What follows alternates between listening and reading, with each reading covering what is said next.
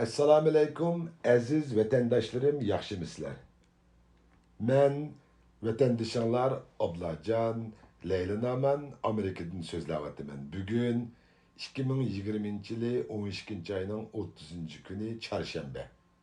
Hammangizlarning oldimizda kelayotgan yangi yilingizlarga muborak bo'lsin. Tövende men yaqinda yozgan Uyg'ur mustaqillik ideologiyasi degan kitobimning Xitoy hokimiyati ve onun helimikir suikastları degan babidin növbetdeki siyasi faaliyetlerimizde xalqimiz çoqum bilivlişki tegishlik ciddi noktalar deb qaragan bir qismini her qaysingizlarga öz ovozim bilan yeni yıllık sovg'am sifatida anlatishni loyiq ko'rdim. Ko'pchilikning tanqidiy foydalanishlarni iltimos qilaman. Tarix milyonlagan kişiler tarafından yaratılıp, bir qancha kişiler tarafından xotirlanadigan. Bo'libmi, urush mezgillardagi tarixlar urushda yengilguchi va yengib oluvchilar tarafından yaratılıp, yengib oluvchilar tarafından yoziladigan bo'lg'achqa, bizga o'xshash boshqa millatning mustamlikasiga aylanib qolgan millatlarning tarixi her daim kuchliklar tarafından burmalangan bo'ladi. Şuna milletimiz bo'libmi yoshlarimiz intayin kuchlik milliy ruhga muhtoj bo'layotgan bugungi kunda ular haqiqiy ma'nidan to'g'risi bilan foydalangudek büyük Uyg'ur milletining haqiqiy tarixini aks ettiradigan ve to'g'risi bilan sharhlab beradigan mukammal bir tarixiy bilimlerden mahrum bulup geldi ve mahrum bulup kelyapti.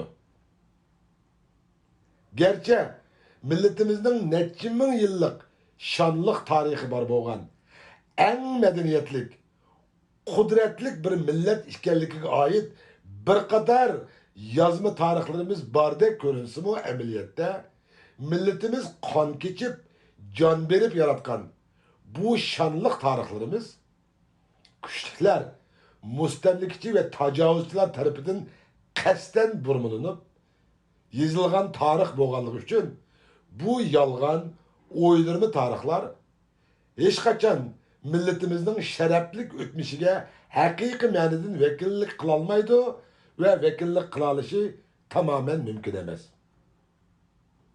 Tarix bir milletning uzun yıllar beshidan kechirgan o'tmishi ve ularning toplashish jarayonida shakllantirgan yaratgan medeniyetlerining yugurilmasi bo'lib, tarixni pishiq egallash, to'g'ri tahlil ve tadqiq qilish bizni o'tmishdan ibrat elib, kelgusi uchun to'g'ri yo'l tanlashimizga yetaklaydi.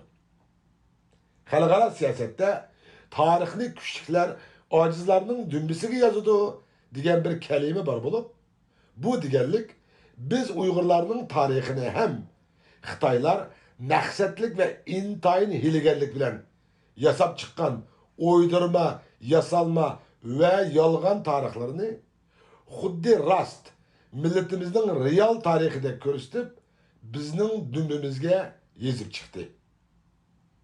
Neticede Xitoy milletimizni ve onun evlatlarını Uyg'urlarning dünya tarixiga o'chmas hisslar qo'shgan büyük kudretlik imperiyalarni qurgan qahramon jangovar ajdodlarimizning g'olibiyat tarihlaridan Uyg'ur xalqining dünya taraqqiyotiga alohida ta'sir ko'rsatgan ilim fanda qo'lga keltirgan olamshumul natijalardan to'g'ri ve unumli foydalanish shundoqla ajdodlarimizdan bo'libmi Uyg'ur bo'lganligimizdan faxrlanish, suyunish imkoniyatidan mahrum qoldirdi.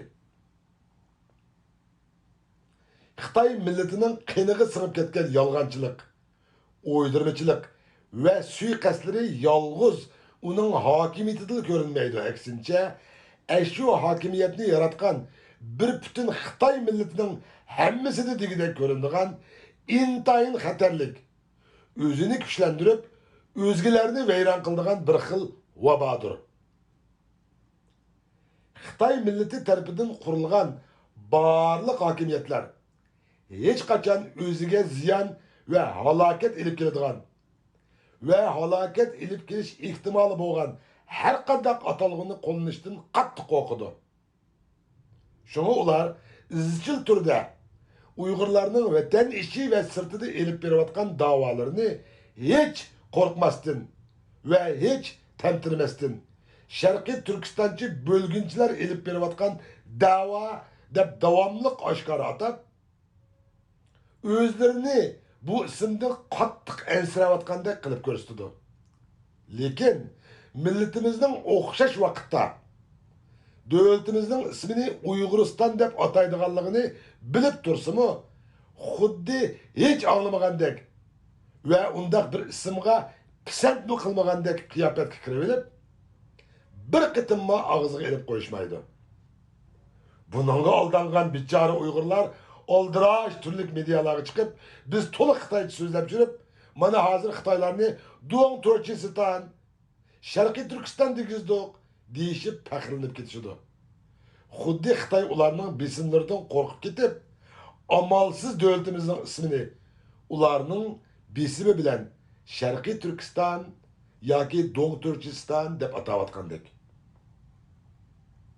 Ammo buningga ishonib mutlaq ko'p sondagi Uyg'urlar ham hech o'ylanmay va tahlil qilmayla mustaqilligimizni asliga keltirib o'z millatimizning nomida Uyg'uriston davlati quramiz deganlarga qaramana.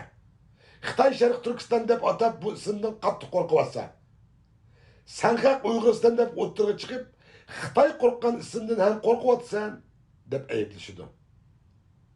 Shuni bilishmaydiki, Xitoyning asli qo'rqayotgani hech qachon Sharqiy Turkiston emas. Aksincha, Uyg'urlarning o'z millat nomida asliga keltiradigan davlati Uyg'uristondan iborat ekanligini. Chunki Sharqiy Turkiston bir jo'grafiyalik atalg'idir. Xitoy uchun Uyg'ur millatini qirib tamoman yo'qotib olsa va yoki zo'r nisbatda irqiy qirg'inchilik yo'li bilan azaytib olsa, ondan bu davlatimizdagi boshqa Uyg'ur bo'lmagan millatlarni hal qilish ular uchun intayin osondir. Xitoy ana shundoq insoniyat tasavvur qilg'isiz darajada hilgarki, bu millat jon berish uchun, jon beqish uchun har qanday paskarliklarni qilishdan hech bosh tortmaydi. Hatto o'zlarining tarixdan tortib ishlatib kelgan o'zingni o'ngishib olgacha boshqalarning maymuni bo'l, keyin shirg'a aylanganingda hayron qolsin degan so'zi bor. O'z millati ichidan shunchalik oson ve tez bir düşman tanıyalaydigan ve tepip çıkalaydigan, özünün etrafındaki milletinden her vakit gumanlanıp ve öz gumanlarına karşı türlük elimikir, çağrıların derhal oylap tapalaydigan, öz içinden yetilgen her kandak bir bilimlik, akıllık ve zerek kişilerini hiç göz kılmay her vakit ularını izletki kakıdgan. Ular beşini götürüp boğuç urup yerge mıqzı ötüdügan. Öz milleti içindeki kişiler kiçikkini hatalaşsa, yoki bir hata gap qilib qo'ysa, derhal animanısını gözü göstip, çavusunu çıtkıya yutadigan. Öz milleti içinden çıkan iktidarlık kişilerini, meyli o kişi her cihetten qanchalik layakatlik bo'lishdan qat'iy nazar hech e'tirof qilmaydigan ve boshqarishiga mutlaq ko'nmaydigan bu aqlliq millat nima ish qidir? Özlerinin en ashaddiy düşmanı bo'lgan Xitoyning hileleriga, yolg'onlariga, suiqasd planlariga, xato tashviqot ve so'zlariga, hatto Xitoy millatidan kelib o'zlarini boshqarayotgan Xitoy millatining saposi, madaniyat saviyasi, axloqi, kasbiy tajribasi, oila kelib chiqishi, hatto kiyinish, yurish, turish, kimligi deganlaridan hech savol qo'ymayla bo'ysunishidir. Milletimiz uzun vakit mustamlika ostida qolganligining mukofoti sifatida erishgan bu sovg'alarning natijasida ana shundoq o'z chemberiga ichidala intayin qattiq axloq, intizom, hech xatolashmaslik va hech kimga bo'ysunmaslikdek bir xil butkul dunyo millatlari ichida eng oz tepildigan intayin ağır yaşaş şartlarını koyuşup, nima iş qilsin, nima gap qilsin, hatta nima kiyib, qandaq mengishlargacha haqlanim deb qala, deb ensirabli yashaydigan bitjar holatga olli-burun tushib qilishgan edi.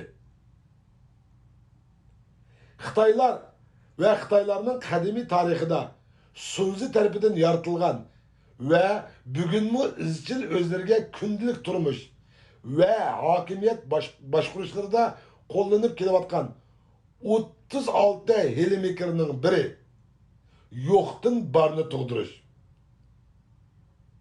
yoki yo'q narsani bor qilib ko'rsatish, yo'q yerdan putoq chiqarish, Uyg'urchada tuxumdan tuk undirish degan bir hilisi bo'lib, bu hilmikri bilan xalqimizning islom diniga e'tiqod qildiganligini bahona qilib, ularni radikal islom ve terörist degan yo'q bir jinoyatni hamda bo'lginchi degan tuhmatni ortib, xalqaroning ko'zini bo'yashga tirishdi va izchil to'xtamay tirishib kelyapti. Bo'libmi Xitoy millatining suvni leytib beliq tutish hilisi bo'yicha asli maqsadi bir millat sifatida tamamen qirib yo'qotish obukti bo'lgan vatanimiz Uyg'uristonning qonunli xo'jasi ilgisi bo'lgan Uyg'ur millati bo'lsa-mu, lekin boshqa Uyg'ur bo'lmagan islom diniga e'tiqod qiladigan qozoq, qirg'iz, o'zbek qatorliq millatlarni ham aralashtirib solab, qarshi tarafning tonishi va hukmini ojizlashtirish uchun, raqibining tafakkurini qalaymiqonlashtirish uchun odatdan tashqari yoki g'alati qalaymiqonchilik paydo qilish hilisi bo'yicha asli maqsadini yo'chirmoqchi bo'lishyapti.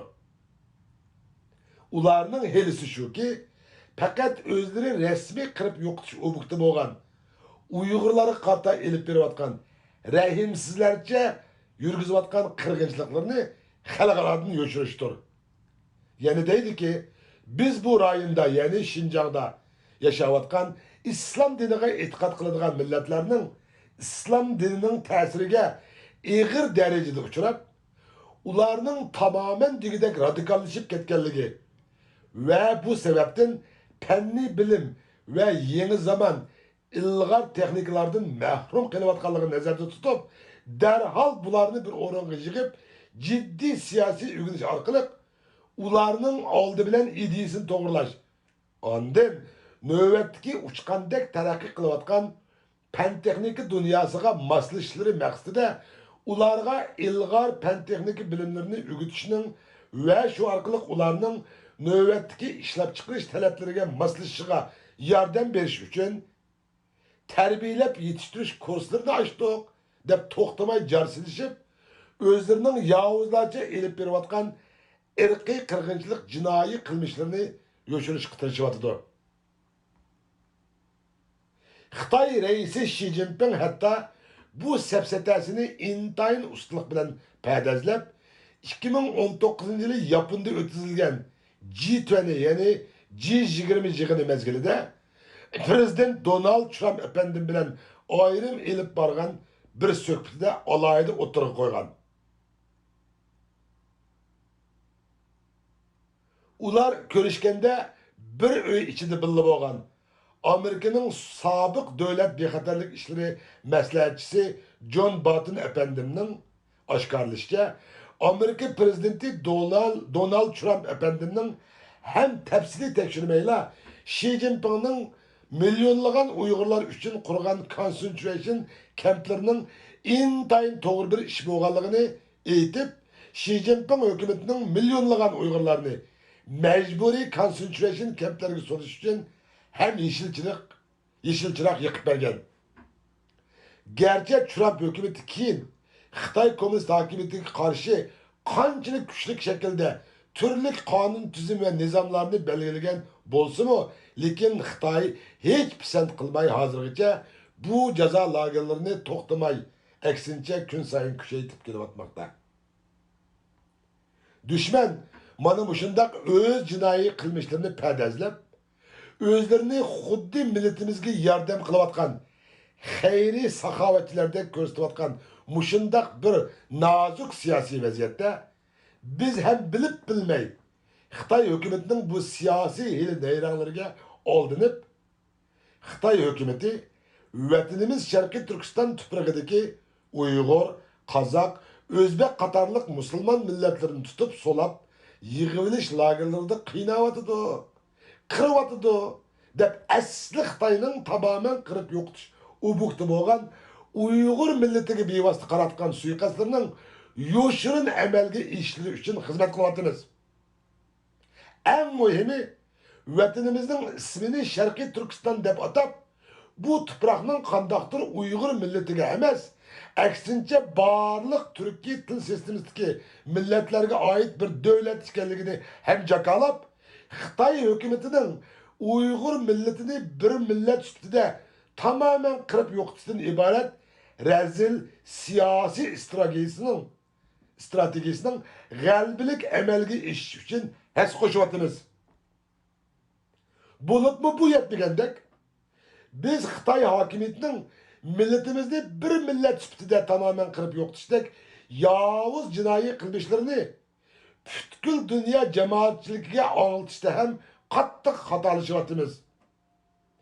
U bo'lsa yaqin kunlarda tashqi dunyoda yashayotgan Uyg'ur qarindoshlarimizning o'zlari turayotgan davlatlardagi Xitoy elchixonalari oldiga bir yoki bir qancha kishilar ayrim holda berib, Xitoy tajovuzchilari tarafidan tutqun qilingan, hozir ularning nerdiligi noma'lum bo'lgan qarindoshlarining suratlarini ko'tarib chiqib, Xitoy hokimiyatidan ularning hayot yoki hayot emasligi, hayot bo'lsa hozir nerede yashayotganligiga javob talab qilish to'lqini boshlandi. Bu hareket gerçi qarmoqqa intayin to'g'ri bir hareketdek ko'rinsa-mu, mohiyatda cho'ng bir millatga qaratilgan irqiy qirg'inchilikning xarakterini kichikiltib, uni qandaqdir ma'lum bir oila kishilarning urug' tuqqanlarini surishti qilish harakatiga aylantirib qo'yishdan iboratdir. Elbette Uygurlarning o'z oila a'zolarini, so'ygan qavmi qarindoshlarini surishtirish huquqi bor albatta. Ve öz yazması avazları bilen dünya cemaatçiligiga anglitish intayin muhim.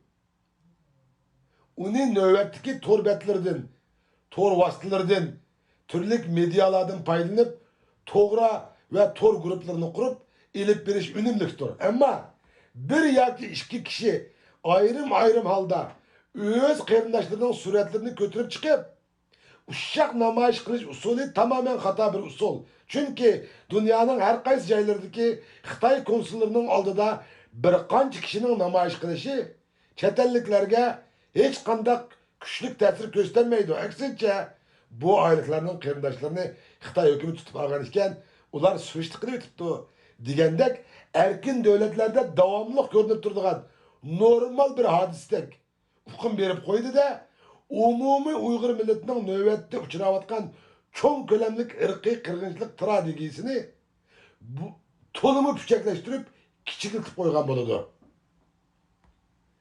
Memleketimiz Uyg'uristonning janubiy qirg'oqlarida suv yetishmaslik ahvolining naqadar og'ir bir tabiiy hodisa ekanligi hammamizga ayon. Shunga bu yurtdagi kishilar har vaqt suv omborlari qurish orqali bu tabiiy kamchiliklarni to'liqlashga tirishadi. Shuncha suvga ehtiyoji bo'lgan bu yurt suv omborlarini yasab bo'lgandan keyin shu suv omborlarining keyin teshib ketmasligi uchun shu suv omborining ostidan bir qancha sungich to'shiklarni ichib ozroq suvning davomli saqib chiqib turishiga yo'l qo'ydi. Xuddi shunga o'xshash butkul qurilmasi hiligarlik, suiqasd ve neyran bilen yuğurulgan bu Xitoy hokimiyati xuddi biz yuqorida tilg'agan suv omborlarining teshib ketmasligi uchun shu suv omborini qurg'uvchilar tarafidan sungich ichib qo'ymasa bo'lmaydiganligidek bir haqiqatni to'limi obdan bilishidi. Shunga Xitoy hokimiyati Uyg'urlarning tashqi dunyoda ilib berayotgan davolarimizda kishilik huquq, inson haqlari, o'z taqdirini o'zi belgilash prinsiplari bo'yicha tashkilotlarga uyushish ve namoyish ilib berish degandek hareketlerge pisand qilmaydi. Pisand qilmaydi emas, aksincha kısmen yol koydu. Sebebi bu millet açığını çokum bir yerden çıkarış gerek. Bo'lmasa bu milletning g'azab nafrati qaynab teshib, savri taqat qochilari to'lgan, hech chidog'chilik qilmagan bir vaqtda biroqla portlab chiqdi-da, bu tajovuzchi hokimiyatni tamoman ag'dirib tashlaydi. Shunga bu hiligar Xitoy hokimiyati Uyg'urlarning o'z millat nomida davlat qurishdan iborat bundaq bir ulug', yo'lliq hamda xatarlik zimin da'vosi va haq talab da'vosidan yiroq turadigan har qanday harakatlardan hech qo'rqmaydi. Lekin bu yenisini yo'shirib qilish maqsadida har vaqt davlat tarafidan bevosita kontrol qilinadigan turli propaganda mashinalaridan foydalanib, Uyg'urlarning kishilik huquq, inson haqlari tashkilotlaridan intayin ensirayotgandek, xuddi bu tashkilotlar turli namoyish va xalqaro munosabatlardan foydalanib, o'zlariga hech aram bermayotgandek, bularni jiddiy yo'qitib etmasa mutlaq bo'lmaydiganligidek bir saxta, yolg'on siyosiy qo'rqinish yasab chiqib, tashqi dunyoda yashayotgan Uyg'urlarning o'zlariga qarshi elib berayotgan bu xato da'volarini to'g'ri qilib o'tibdi. Xitoy hukumati buningdan qo'rqyotidi deganda xato umidga boshlab qo'yishdi. Amaliyotda Xitoy hukumati haqiqiy o'zlari qo'rqayotgan eng muhim ensirashlarning Uyg'ur millatining bir millat sifatida ittifoqlashib, birlashib, hamkorlashib, bir kuchlik vatanparvarlik, mustaqillik ideologiyasi ostiga to'pladi. Mustaqil davlat qurishdan iborat bir ulug'vor g'oya va jasoratga tayinib, o'zlariga qarshi rasmiy bir qurolli shaklda urush e'lon qilish ekanligini yo'shirish qilinishdi. Bu suiqasdlarni texnik kuchli kapolatga ega qilish, barliq Uyg'urlarni bu xatoning to'g'riligiga texmo ishontirish uchun biz yuqorida tilga olgan Uyg'ur tashkilotining bir qism yetakchi rahbarlarini, garchi ular Xitoy qartib qattiqroq tushirmaganligini bilib tursimi, xuddi bu shaxslarni Xitoy hokimiyatini haqiqiy parchalaydigan qo'rqinchli kishilardek ko'rsatib, ularni Uyg'urlarning ichidagi terrorist deb oshkora e'lon qilishdi. Xitoyning bu ustalik bilan o'ynagan zaharlik hilisiga aldangan ahmoq Uyg'ur millatimiz, xalqimiz, rahbarlarimizni ajoyib to'g'ri tanlabdi. Xitoy bu rahbarlarimizdan rostli qo'rqyotdi. Demak biz to'g'ri yo'lda, to'g'ri da'vo ustida ketib degandek tatliq va sherin xiyollarga petishib, bu atalmış yalgan teröristler oturup koygan hiç kan tökmey tinç yol bilen müstakil buluş soskıllarını emişip hatırcam uxlavatmakta. One nation's terrorist is another's hero. Bir milletin teröristi yeni bir milletin kahramanıdır diyen bir söz var. Terör diyen sözün asli manisi başkalarına toxtamay korkunç saldıgan, başkalarını davamlıq vahime içinde ensiz yaşashga mecbur qiladigan, ma'lum darajada uzunga so'zilgan tasavvurdagi yoki kelgusidagi xatarni ko'rsatadi. Bu ma'nodan qaraganimizda bizning hozirgi mavjud kishilik huquq tashkilotlarimiz va ularning yetakchi rahbarlari terroristlar degan bundaq bir sharaflik nomga hech munosib emasdir. Bizning yuqorida tilga olgan Uyg'urlarning kishilik huquq va inson haqlari tashkilotlarimiz asli o'zlarining xizmat nizomnomasi bo'lgan Uyg'ur millatining kishilik huquq, inson haqlari da'vosini haqiqiy to'g'risi bilan anglitishga ham to'liq ahamiyat berolmay kelyotdi.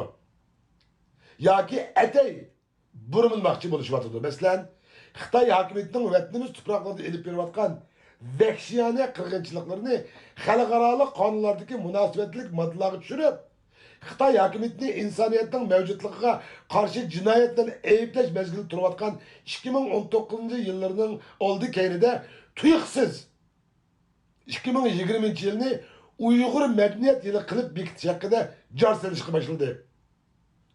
Bu Xitoy hokimiyatining millatimizni haqiqiy ma'noda qirib yo'qotish siyosiy suiqasdini amalga oshirish uchun to'liq foydali edi. Chunki Birleşken Devletler Teşkilatı 2. Dünya Urushining vahşiligi ve yüz bergen zor kan töküşlerden keyin medeniyet kırgınçılığını Birleşken Devletler Teşkilatı'nın 1948 yıldaki erki kırgınçılık ehdnamesinden çıkarıp taşlaşkan idi. Neticede Xitay hükümetinin milletimizge qarta elip bargan ve elip beriyotgan medeniyet yo'qotishları xalqaroliq jinoyat hisoblanmaydigan bo'ldi. Bu xatolik xalqaroliq qonunda oz sonliq millatlar to'piga tahdid solingan vaziyatni shakllantirdi. Bir millatni bir butun gavda sifatida tutib yashaydigan, bir millatni yana bir millatdan alohida farqlantirib turadigan milliy madaniyatni yo'qotish xalqaroliq majburiyatlarga parvo qilmaydigan Xitoy hukumatiga o'xshash kuchli davlatlar tarafidan elib berilib va ular tarafidan yo'qotib etilsa-mu javobgarligi qattiq suiisti qilinmaslikdek intayin bir dunyo xarakterlik vahima maydonga keldi. Bu Birleşken Devletler Teşkilatı'nın hem acizlarni kuchliklarning yutishiga yoshirin yo'l qo'yish bilan dunyo aholisini kuchliklar qo'li bilan kontrol qilish orqali dunyodagi davlat soni va dunyo nüfusini kontrol qilish strategiyasining biri bo'lishi mumkin desak hech xatolashmagan bo'lamiz. Mana shunday bir millatning madaniyatining kuchliklar tarafidan yo'qotilib etilishi irqiy qirg'inchilik jinoiy harakatlarining shakllanish tartiblarining ichidan chiqaritilganligini bilib turgan ve çokum bilişi şart bo'lgan teşkilat ve şahslarımızdan Xitay tecavüzçü hakimiyetini haqiqiy irqinchilik jinoyati bilan ayblashga to'liq dalil isbot ve kanuni asas bo'lgan milletimizning lagerlarga mecburi yig'ilinib jismoniy jihatdagi xo'rliqqa, qiynashga, zulmga, o'ltirishlarga, hatto ichki a'zolarini tirik turg'izib, so'kib ilib, xalqaro bozorlarda setishlargacha Perzentlerimizni ata-anasından, yurtidan ayırıp Xitay içki ülkelerinde kul orunda işiltişlerine okşaş, hazırki mevcut xalqaro kanunlarda belirlengen irqiy qirg'inchilik jinoyatini ayblashning asosiy paketleri yetib oshqidek darajada qo'limizda turib, atay xalqimizni milliy madaniyatni qo'g'dash harakatiga keng ko'lamli chaqiriq qilish elbette Xitay hükümetinin haqiqiy jazolanishga tegishli jinoyatlarini xotirjam davomlashtirishleri uchun ularni vaqt ve sharoit bilan ta'min etishdan boshqa hech qanday natija elib kelmaydi xolos. Biz qaraganda bir millat sifatida Allohning qavg'ishiga ketgan, ko'zi ochiq turib ko'rmaydigan, qulog'i ochiq turib anglamaydigan, og'zi kamadek ochiq turib so'zlayolmaydigan bir maxluqqa aylanib qoldikmi nima deb mi o'ylab qolaman ba'zida. Bu deganlik hergizmi kishilik huquq ve inson haqlari da'volarini elib berayotgan tashkilot ve shaxslarni mustaqillik kurishimizning dushmani deganlik emas. Aksincha, ularni millatimizning mustaqillik, inqilob ve kurashlarimizda kam bo'lsa bo'lmaydigan birdan bir partisidan iborat deganlikdir. Şuna xalqimizning yuqorqi tashkilotlarimizning tashqi dunyoda elib bargan ve elib berayotgan hareketlerdeki dünya cemaatçiligi ve devletlerinin hatta Birleşken Devletler Teşkilatı'nın ular için içip berayotgan işikleri ve bir kısım imtiyazlarını nazarda tutup bütkül Uygur milletinin müstakillik arzusunu emelge aşırdıgan birden bir teşkilatlar dep hata göz kıraşka ve Xitay hakimiyetinin oyunlarına ketmesi için oturga koydum. Bulup mu Xitay hakimiyeti ve onun memleketimiz tüpürgüde yürgüzüvatkan kanunsuz hükümranlığını tamamen ağdırıp taşlap, xalqimizni haqiqiy ma'nodan mustaqillikka erishtirish yo'lida muntizam Uyg'ur mustaqillik armiyasi qurish yo'li bilan o'z dushmaniga shiddatli zarb berish yo'lini tanlagan tashkilot va partiyalarni hech rad qilmay, aksincha ularning atrofiga zich uyushib, bir millat sifatida qonli kurash va inqilobga har vaqt tayyor turishlarini chaqirmoqchiman. Xitay hükümeti her vakit, her zaman fakat suikast planlash ve onu ebelleştirish yolu arkalıkla öz mustabid hakimiyetini saklap geldi hem kelyapti. Bulupmu vatan sirtida yaşayotgan Uyg'ur xalqiga texmi shundoq. Masalan, mushu 2020-yilning oxirgi sharpsida Xitoy kommunistlari o'z ichida, ya'ni o'z davlati ichida Türkiye'de yaşayotgan Uyg'ur vatandoshlarimizni Türkiye bilan bir kelishimnoma hazırlab Xitoyga qaytirib ilib ketish haqida davlatlik qaror ilinganligini jakolab, Türkiye'de yaşayotgan Uyg'ur vatandoshlarimizni intayin sarasimga salmoqda ve saldı.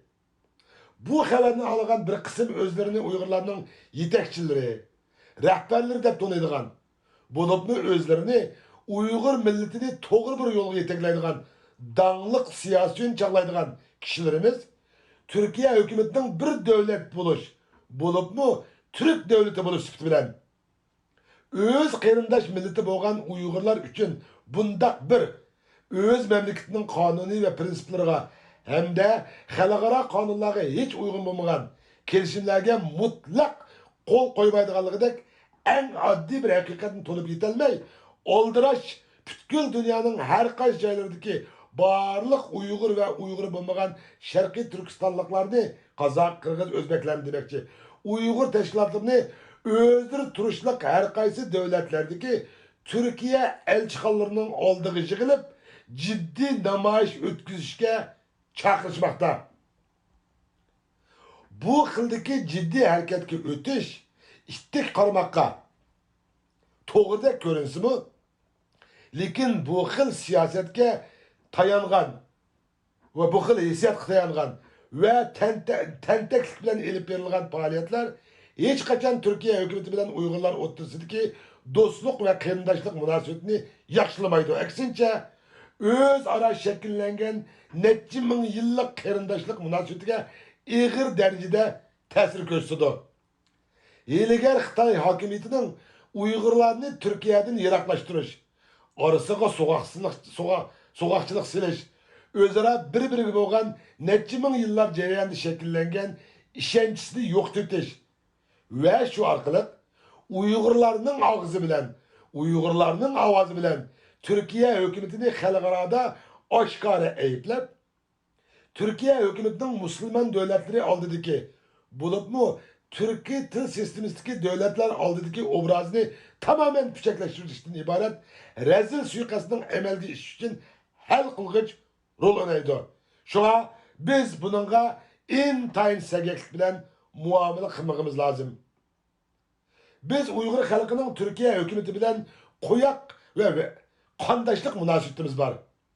Hatta tilimiz mi bir?